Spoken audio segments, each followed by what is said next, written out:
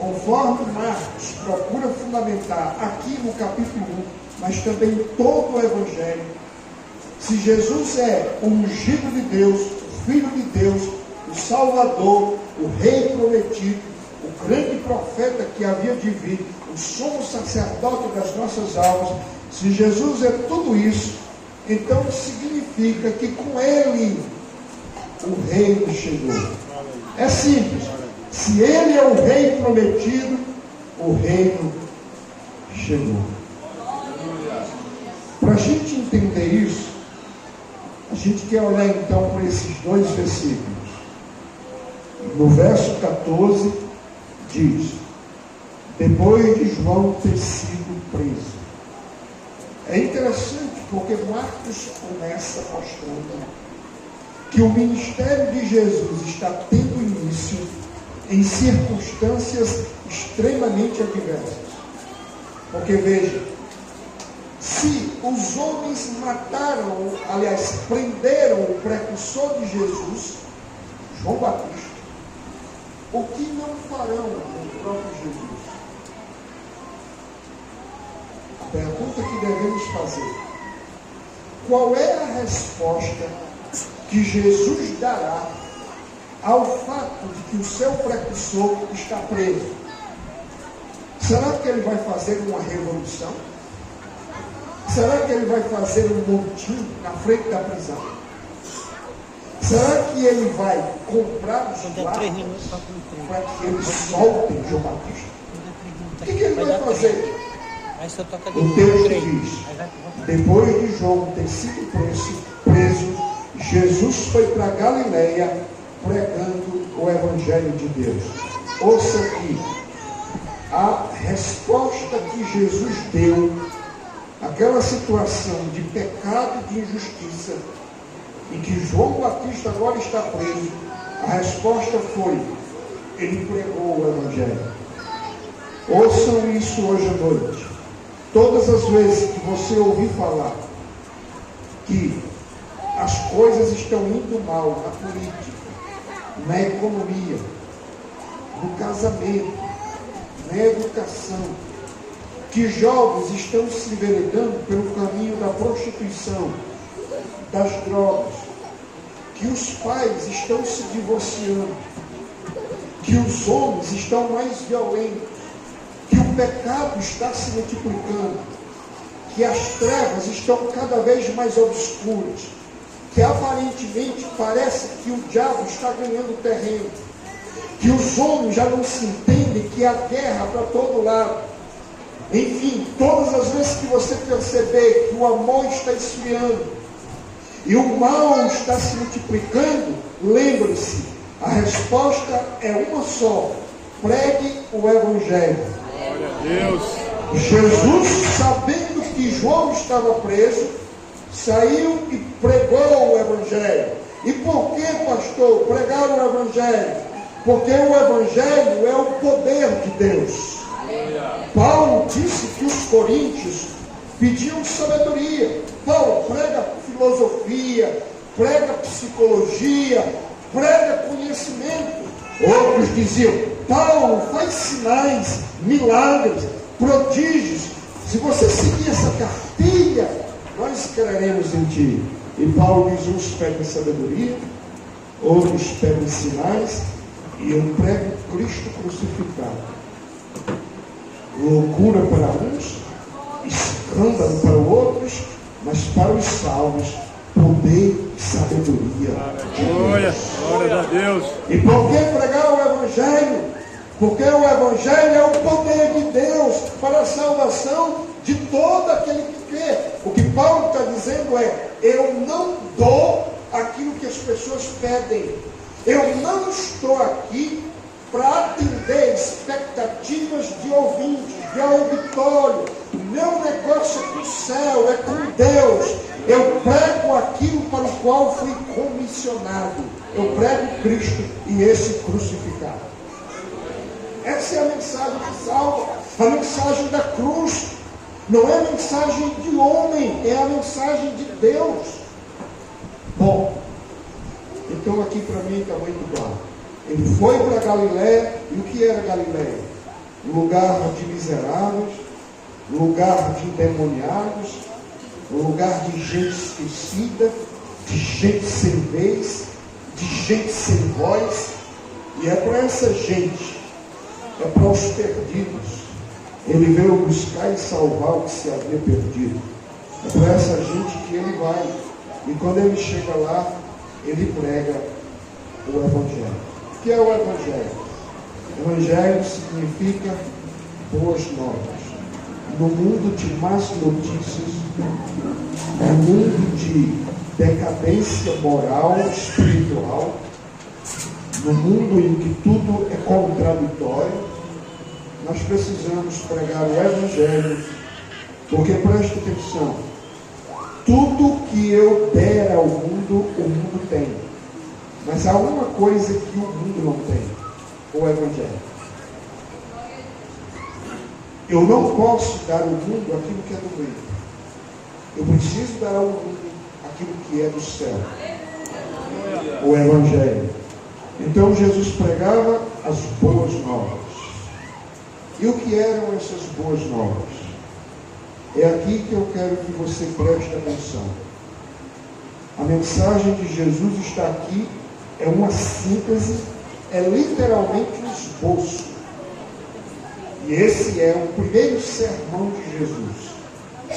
O primeiro sermão de Jesus, portanto, ele é constituído da seguinte maneira. Primeiro, Jesus fez duas declarações. Segundo, ele deu duas ordens. E por que isso?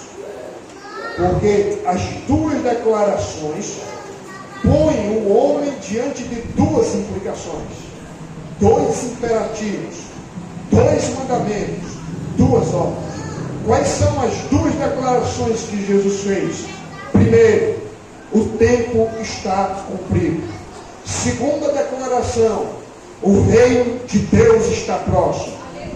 Diante disso, ele está dizendo, há duas implicações para você. Primeiro, arrependa-se dos seus pecados. Segundo, creia no Evangelho.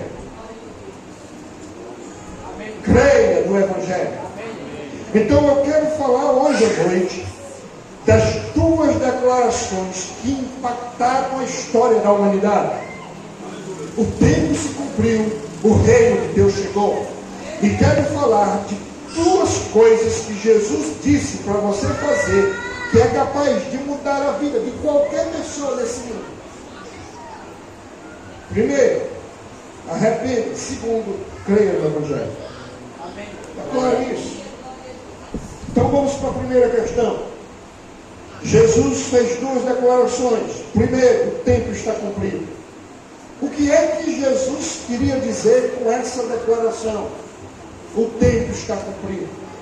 O que Jesus quer dizer é o seguinte: vocês estão olhando para mim? Eu sou o Cristo. Lembre-se o que é que Marcos tem em mente. Provar para as pessoas às quais ele está escrevendo esse Evangelho que o Jesus de quem ele está testemunhando é o Messias, o ungido, o Salvador. E então ele apresenta o sermão de Jesus, que é uma prova dessa verdade. E o que é que Jesus está dizendo? O tempo está cumprido. Que tempo é esse que se cumpriu? Por que se cumpriu? E por que Jesus está dizendo isso? Presta atenção. Quando você vai para o livro do Gênesis, você encontra a declaração de que da mulher nasceria um que esmagaria a cabeça da serpente. E quando você olha para esse texto, você olha para Gálatas, Paulo está dizendo em 4:4 que na plenitude dos tempos nasceu Jesus, nascido de mulher. Ou seja, o tempo se cumpriu para que a promessa do Gênesis se cumprisse. Quando Deus falou com Abraão, disse: Abraão, eu vou lhe dar um descendente. Em Gálatas 3:16, Paulo diz que o descendente de Abraão é Cristo. Então, o tempo se cumpriu. Quando você olha para o Velho Testamento, existe um sistema sacrificial em que animais estão sendo sacrificados. Lembra do Cordeiro Pascal? Mas quando João Batista olhou para Jesus, disse: ali está o Cordeiro de Deus que tira o pecado do mundo. Ou seja, ele é o cumprimento do sistema sacrificial do Velho Testamento. Com ele, o tempo se cumpriu. O que é que Jesus está dizendo? Eu sou o cumprimento das profecias do Velho Testamento. Eu sou o anúncio de Deus. Quando ele diz o tempo se cumpriu, ele está dizendo o Kairos de Deus chegou. O tempo dos planos de Deus, o tempo dos propósitos de Deus, o tempo de Deus ideal para que ele realize a obra da salvação na vida das pessoas. Portanto, Jesus é o Messias, porque nele se cumprem as profecias, nele se cumpre o que Isaías profetizou no capítulo 53. Nele se cumpre o que Isaías profetizou no capítulo 61. Nele se cumpre o que foi dito ao rei Davi, de que Deus lhe daria um descendente que se assentaria no seu trono. Nele se cumpre o que Moisés anunciou: depois de mim virá um profeta, e a alma que não o ouvir morrerá, a ele ouvir. Portanto, queridos, o que estou dizendo aqui hoje à noite é que Jesus é o cumprimento das profecias, e que, embora essas profecias parecessem para muitos que elas haviam caducado no tempo, muitas delas tinham 1000 anos, outras tinham 700 anos, outras estavam lá desde o início da história. O fato é que elas se cumpriram em Jesus Cristo. 1 Pedro, capítulo 1, versículo 10 diz: foi a respeito desta salvação que os profetas indagaram e investigaram. Eles profetizaram a respeito da graça destinada a vocês. Não é isso? Eu acho interessante, porque quando Jesus está com os discípulos no caminho de Emaús, andando com eles, os olhos deles estão vendados, eles ainda estão vivendo a sexta-feira da paixão, embora já seja o domingo da ressurreição.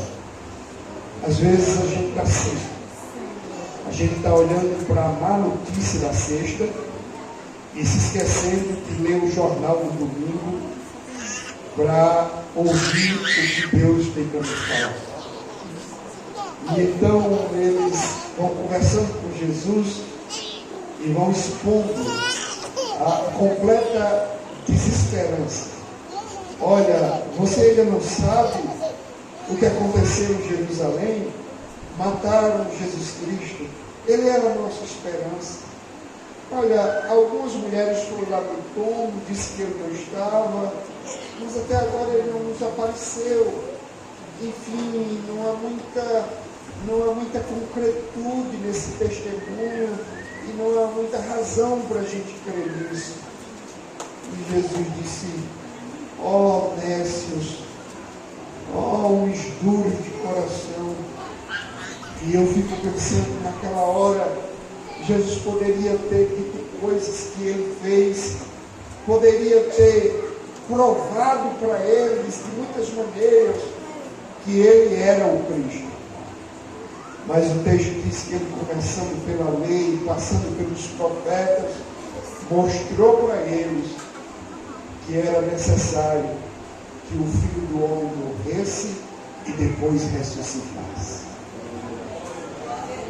O que eu quero mostrar para vocês é que, querendo Jesus ser encontrado, revelado como aquele que havia morrido e ressuscitado, ele foi para a Escritura. Porque o melhor lugar para a gente encontrar Jesus é na Escritura. Ele diz assim: examinai as Escrituras, porque elas testificam de mim. O apóstolo Paulo diz: o fim da lei é Cristo, para a justiça de todo aquele que nele crê. Aleluia. E ali o texto diz que os discípulos tiveram seus olhos abertos. Jesus se revelou a eles e depois foi embora. E eles disseram: agora eu posso entender. Enquanto ele falava conosco, o coração ardia. Preste atenção. A pregação do Evangelho pode provocar duas coisas. Pode abrir os nossos olhos e fazer o nosso coração arder. Luz para a mente, fogo para o coração. Louvado seja Deus. Mas é isso. Com Jesus, o tempo se cumpriu. E desde então, sabe o que tem acontecido? O tempo tem se cumprido. Um dia, o tempo se cumpriu para mim. Jesus entrou na minha vida e mudou a minha vida. Um dia, o tempo se cumpriu para você. E hoje, se por acaso alguém aqui, ainda que não é crente, o tempo se cumpre para você. O tempo se cumpre toda vez que a gente ouve o Evangelho e toma conhecimento de que não há salvação em nenhum outro nome a não ser Jesus Cristo, Senhor e Salvador nosso. O tempo se cumpre para que as profecias se realizem, para que as promessas de Deus se realizem. Daqui a pouco, o tempo vai se cumprir de novo. Porque ele disse: eu vou para o céu, mas eu vou voltar. Eu vou preparar lugar para que onde eu estiver, vocês estejam também. E quando o anjo tocar a última trombeta de Deus, e os céus se abrirem, os mortos ressuscitarão primeiro, nós os vivos seremos arrebatados e trasladados em corpos gloriosos. Então naquele dia nós vamos dizer outra vez: o tempo se cumpriu, Jesus voltou. Amém. Segunda declaração que Jesus fez: o reino de Deus está próximo. Às vezes a gente não sabe como interpretar essa palavra. Está próximo. Pode ser está perto. Ou daqui a pouco chega. Não é esse o sentido. A ideia aqui é: chegou. O reino de Deus chegou. Ou a melhor colocação seria: o reino de Deus já está sobre a terra. O reino de Deus já foi inaugurado. Ou há sinais em toda parte de que o reino já chegou. Porque todos esses sinais que mostram que Jesus é o Cristo são também sinais que mostram que o reino chegou. O Evangelho está sendo pregado, os demônios estão sendo manietados, as doenças estão sendo curadas, os mortos estão ressuscitando, os sinais estão em toda parte. O reino chegou. A pergunta é: o que é esse reino? Ouça isso. A palavra reino vem de um termo grego, a língua a qual o Marcos escreveu esse evangelho, que significa Basileia. O que era a Basileia para aquelas pessoas? Era um determinado território que um rei vinha com seu exército e dominava e controlava. Então a palavra reino quer dizer controle, domínio. Quando Jesus disse: o reino de Deus está próximo, o reino de Deus é chegado, ele estava dizendo: o domínio de Deus chegou. O domínio de Deus chegou sobre os homens, o domínio de Deus chegou sobre os demônios, o domínio de Deus chegou sobre a terra. Então a ideia aqui é: o reino de Deus está avançando. Quando você lê as parábolas de Mateus 13, por exemplo, o reino é comparado a uma semente, um grão de mostarda, uma semente quase que invisível, porque o reino de Deus, para o homem que não tem a visão espiritual, o discernimento espiritual,